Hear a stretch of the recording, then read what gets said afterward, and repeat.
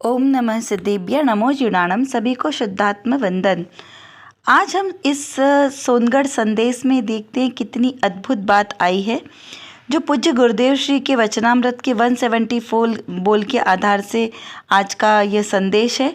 तो चलिए इसका हम पाठ करते हैं। मिथ्यात्व एवं रागादिक के दुख से छूटने का, विकल्प तोड़ने का अन्य कोई उपाय नहीं है। अंतर त्रिकाली ध्रुव स्वभाव की शुद्ध ज्ञायक परम भाव की दृष्टि करना वही एक उपाय है। बहुत सुंदर बात आई है इस संदेश के द्वारा। तो इस संदेश में देखते हैं हम सबसे पहले कि मिथ्यात्व क्या चीज़ है। तो मिथ्यात्व यानी उल्टी मान्यता का नाम मिथ्यात्व है। जो वस्तु जैसी है उसे वैसा न मान के उसके विपरीत मानना, इसका नाम मिथ्यात्व है। यानी विपरीतानिवेश सहित जो ज्ञान है वो मिथ्यात्व है। अब इस मिथ्यात्व को कैसे तोड़ना? तो वस्तु का जैसा स्वभाव है उसको वैसा ही ग्रहण करना एवं रागादिक के दुख से छूटने का, उसके विकल्प को तोड़ने का नाम मिथ्यात्व है। तो रागादिक भाव किसे कहा? तो मोह राग द्वेष, ये तीनों भाव लेना यहाँ पे। इसे भाव कर्म भी कहते हैं कि मोह राग द्वेष तीनों प्रकार के भावों से छूटना और इनका विकल्प तोड़ना। बार बार ये विकल्प नहीं करना कि अरे हमें सम्यक दर्शन कैसे प्राप्त होगा, सम्यक दर्शन प्राप्त करना है, क्योंकि यह भी एक विकल्प है। अरे हमें संसार में दुख लग रहा है, हमें मोक्ष जाना है, मोक्ष जाना है, यह भी विकल्प है। तो इस प्रकार के विकल्प को नहीं तोड़ना और रहना कैसा? सहज। जो होना है वो सहज है, निश्चित है। सिर्फ हमें अपने त्रिकाली ध्रुव ज्ञायक स्वभाव पर दृष्टि करना है और सहज रहना है। तो एकमात्र सहज रहना ही दुख से छूटने का उपाय है। अब ये रागादिक से छूटेंगे तो क्या होगा? देखो, रागादिक नहीं होंगे तो उससे द्रव्य कर्म नहीं बनेंगे, द्रव्य कर्म नहीं बनेंगे तो रागादिक नहीं होंगे, क्योंकि रागादिक का और द्रव्य कर्म का दोनों का क्या है? निमित्त नैमित्तिक संबंध है। रागादिक के आश्रय से द्रव्य कर्म बनेंगे, द्रव्य कर्म के आश्रय से रागादिक बनेंगे। अब ये द्रव्य कर्म क्या है?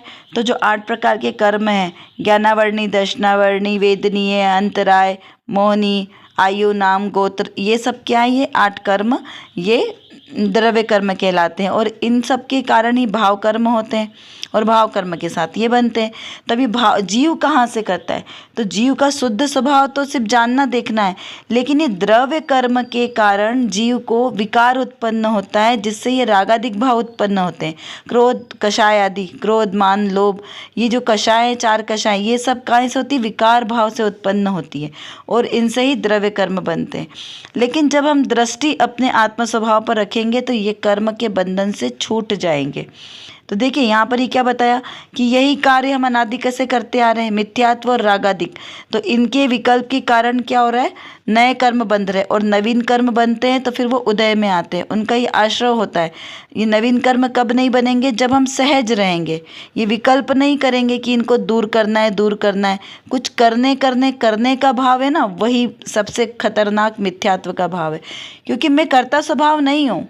जो मेरा आत्मा जीव स्वभाव है वो कैसा है? एकमात्र ज्ञाता दृष्टा है, जानने देखने वाला है। उसके अंदर किसी भी प्रकार का विकल्प नहीं है करने का।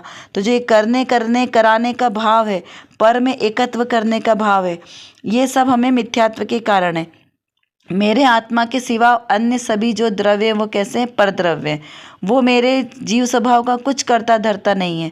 तो ये जब हम अंतरात्मा में जब निश्चित करेंगे ना कि ये मैं पर का करता नहीं हूँ, तो हमारे अपने आप ही विकल्प छूट जाएंगे और सहज भाव का ग्रहण होगा।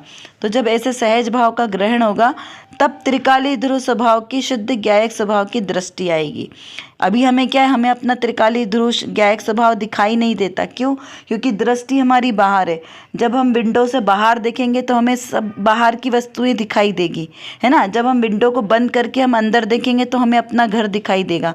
तो ऐसे ही जो मेरा आत्मा है, ये मेरा अपना स्वघर है।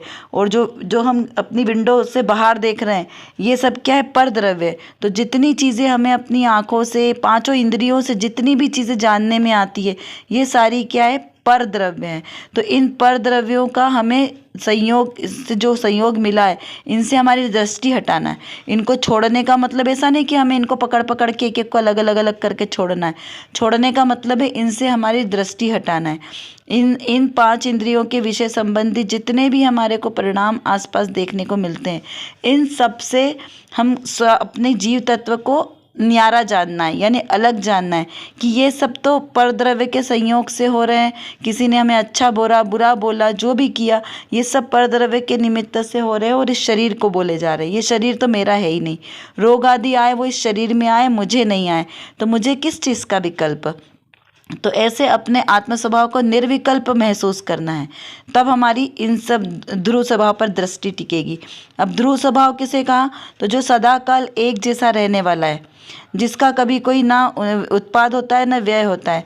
और ध्रुव कैसा है, वो सदाकाल एक जैसा रहने वाला है, वो मेरा ज्ञायक स्वभाव है, वो मेरा परम भाव है, शुद्ध स्वभाव है, तो उस पर दृष्टि रखना। अब जो चेंज होता है वो क्या है, वो पर्याय है, जो बार बार बदलती रहती है। जैसे सोना कैसा है, एक शुद्ध द्रव्य है, ध्रुव द्रव्य है।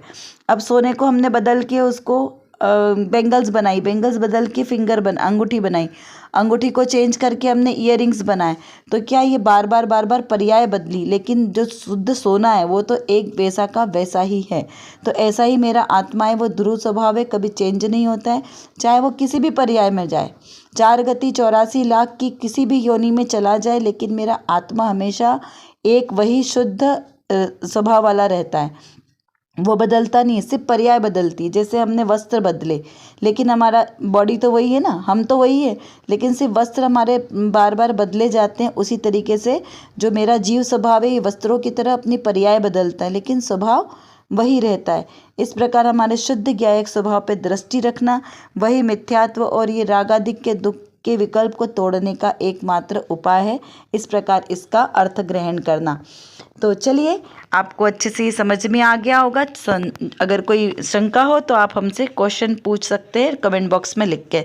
तो चलिए अब हम देखते हैं आज की रत्न कणिका में क्या प्रश्न किया है मुमुक्षु ने। राग को पृथक करना और स्वसन्मुख होना, यह 2 कार्य छद्मस्त के एक साथ हो सकते हैं, ऐसा प्रश्न है। तो पहले हम प्रश्न समझते हैं कि राग एक कार्य है राग करना और दूसरा है स्वसन्मुख होना। ये 2 कार्य हैं, तब ये क्या छद्मस्त एक साथ कर सकता है? छद्मस्त जीव किसे कहा है? जो 4थे गुणस्थान से लेके 11वें गुणस्थान तक के जीव है, उनको छद्मस्त कहा है। तो यहाँ केवली की बात नहीं चल रही है। केवली भगवान को तो सारा लोकालोक एक साथ झलकता है ना।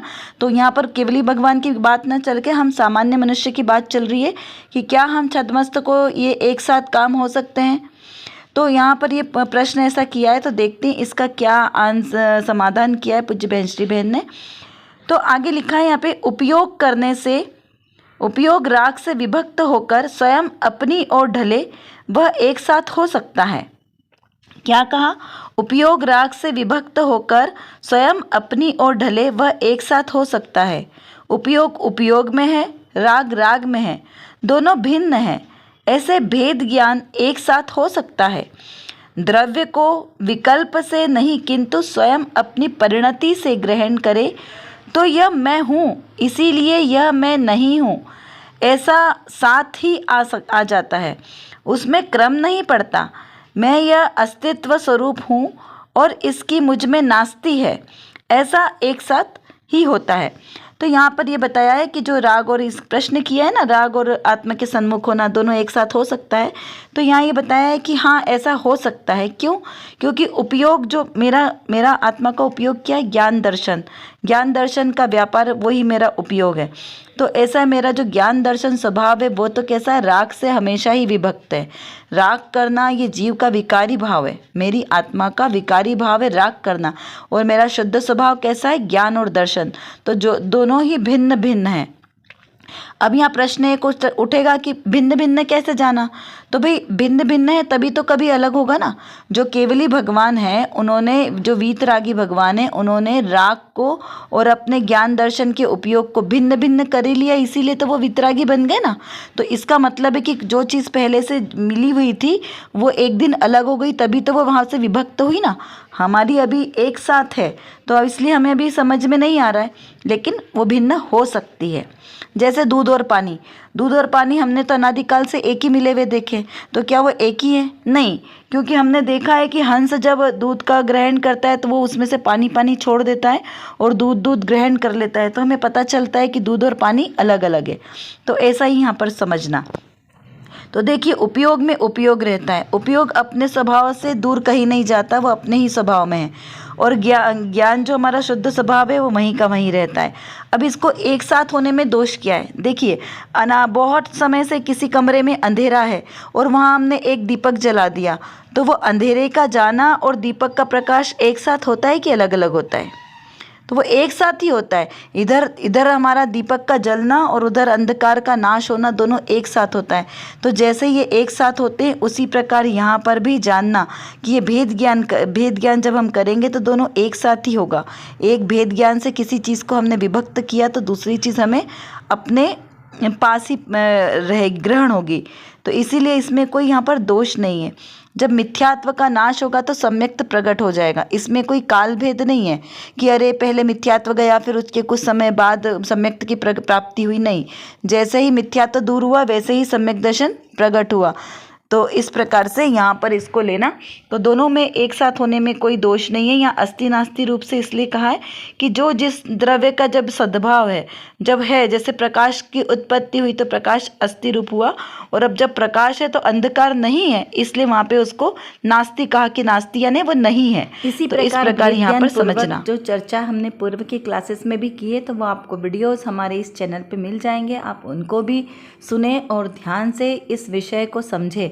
यदि जो आपको कुछ क्वेश्चंस मन में उठे तो ज़रूर लिख कर बताएं, और इसके जो क्वेश्चन आपके सामने दिए गए हैं इनको देखकर आप इसका चिंतन करें, इसका समाधान खोजने की कोशिश करें, तो इससे आपका विषय ज़्यादा अच्छे से क्लियर होगा। और इस तरह आप अपना भेद ज्ञान बढ़ाते रहें, स्वाध्याय बढ़ाएं और शीघ्र ही सम्यक दर्शन की प्राप्ति करें। इसी भावना के साथ आप सभी को सादर जय जिनेंद्र।